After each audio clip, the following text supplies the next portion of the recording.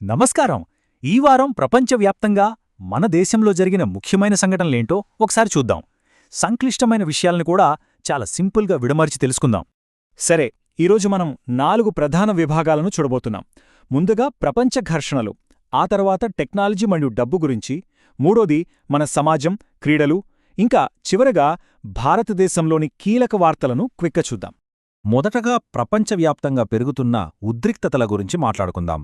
ఇప్పుడు చాలా దేశాల మధ్య పరిస్థితులు అంతా బాగా లేవు. అసలు ఈ టెన్షన్స్ ఎక్కడా ఎలా ఉన్నాయి చూద్దాం. చూడండి, ఒకేసారి 2 వేర్వేరు చోట్ల ఎలాంటి పరిస్థితులున్నాయో. ఓవైపు ఆఫ్ఘనిస్తాన్ సరిహద్దులో పాకిస్తాన్ మిలిటరీ ఆపరేషన్స్ చేస్తోంది. మరోవైపు చూస్తే ఉక్రెయిన్ రష్యాకు చెందిన ఒక ముఖ్యమైన మిసైల్ ఫెసిలిటీని టార్గెట్ చేసింది. ఇది ప్రపంచవ్యాప్తంగా అస్థిరత ఎలా ఉందో చూపిస్తోంది. ఈ టెన్షన్స్ కేవలం భూమి మీదే కాదు, సముద్రాల్లో కూడా కనిపిస్తున్నాయి. విశాఖపట్నం తీరంలో జరుగుతున్న WTC నావెల్ ఈవెంట్స్ దీనికొక ఉదాహరణ. సముద్ర మార్గాల్లో తమ శక్తిని, వ్యూహాత్మక ఉనికిని ప్రదర్శించుకోవడానికి దేశాలు ఎలా పోటీ పడుతున్నాయో ఇది స్పష్టం చేస్తోంది. సరే, ఇప్పుడు ఈ గొడవల నుంచి మనం ఆర్థిక, సాంకేతిక రంగాల వైపు వద్దాం. ఎందుకంటే మన భవిష్యత్తును నడిపించే శక్తులు ఇవే కదా. మరి ఈ రంగాల్లో ఏం జరుగుతోందో తెలుసుకుందాం. ఒక్కసారి ఆలోచించండి, 43,000 కోట్ల రూపాయలు. ఇది తూర్పు భారతదేశంలో అదానీ పవర్ ప్రాజెక్టుల కోసం సమీక్షలో ఉన్న మొత్తం.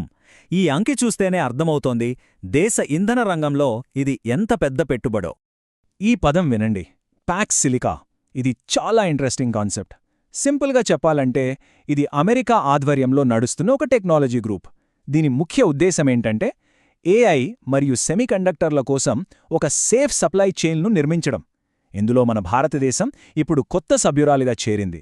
ఇది భవిష్య టెక్నాలజీ రేసులో మన దేశం వేసిన ఒక చాలా వ్యూహాత్మకమైన అడుగు. ఇక్కడ 2 ఆసక్తికరమైన విషయాలు ఒకేసారి జరుగుతున్నాయి. ఒకవైపు ఇంటర్నేషనల్ మానిటరీ ఫండ్ అంటే IMF 2026 నాటికి ప్రపంచ ఆర్థిక వ్యవస్థ ఎలా ఉంటుందో ఒక రిపోర్ట్ ఇచ్చింది. మరోవైపు మన reserve bank of India digital రూపాయి వాడకాన్ని పెంచుతూ ఫ్యూచర్ ఆఫ్ మనీ వైపు దూసుకెళ్తోంది. అంటే గ్లోబల్ ట్రెండ్స్కు తగ్గట్టుగా దేశీయంగా కూడా మార్పులు జరుగుతున్నాయన్నమాట. సరే, ఈ డబ్బు, పాలిటిక్స్ నుంచి కాస్త పక్కకొచ్చి మన సమాజం, మన కల్చర్, స్పోర్ట్స్ వీటి గురించి మాట్లాడుకుందాం. మన రోజువారీ జీవితాన్ని ప్రభావితం చేసే కథలేంటో చూద్దాం. సౌందల్య, ఒక కులరహిత గ్రామం. వినడానికి చాలా సింపుల్గా ఉన్నా దీని వెనుక ఉన్న మార్పు చాలా చాలా పెద్దది. మహారాష్ట్రలోని ఈ చిన్న గ్రామం తమను తాము కులరహిత గ్రామంగా ప్రకటించుకుంది. ఇది సామాజిక సంస్కరణల చరిత్రలో ఒక మైలురాయి లాంటిది. ఈ ఒక్క గ్రామం తీసుకున్న నిర్ణయం ప్రభావం ఆ ఊరికే పరిమితం కాదు. దేశవ్యాప్తంగా సమానత్వం కోసం ప్రయత్నిస్తున్న ఎన్నో గ్రామాలకు, సమాజాలకు ఇదొక మోడల్గా నిలుస్తోంది. నిజమైన మార్పు కింది స్థాయి నుంచి మొదలవుతుందని ఇది నిరూపిస్తోంది. ఇక ఎంటర్టైన్మెంట్, స్పోర్ట్స్ విషయానికొస్తే ఇక్కడ కూడా పోటీ గట్టిగానే ఉంది. ఒకవైపు వన్ బ్యాటిల్ ఆఫ్టర్ అనదర్ అనే సినిమా ప్రతిష్టాత్మక బాఫ్టా 2026 అవార్డులలో దుమ్మురేప్తోంది. మరోవైపు మనందరికీ ఇష్టమైన క్రికెట్ T20 వరల్డ్ కప్లో ఇండియా సౌత్ ఆఫ్రికా మ్యాచ్ అందరి దృష్టిని ఆకర్షిస్తోంది. ఇక క్రికెట్ ఫ్యాన్స్ అందరికీ ఇది సూపర్ న్యూస్ అనే చెప్పాలి. మన లెజెండ్, మన థల MS ధోని IPL 2026లో ఆడతానని కన్ఫర్మ్ చేశారు. ఈ వార్తతో ఫ్యాన్స్లో జోష్ మామూలుగా లేదు. సరే, ఇక ఫైనల్గా మన దేశంలో జరిగిన మరికొన్ని ముఖ్యమైన అప్డేట్స్ను చకచకా చూసేద్దాం.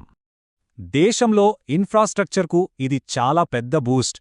ప్రధానమంత్రి నరేంద్ర మోదీ మీరట్ మెట్రోని, నమో భారత్ కారిడార్ను ప్రారంభించారు. దీనివల్ల లక్షలాది మందికి ప్రయాణం ఇప్పుడు చాలా సులభం కాబోతోంది.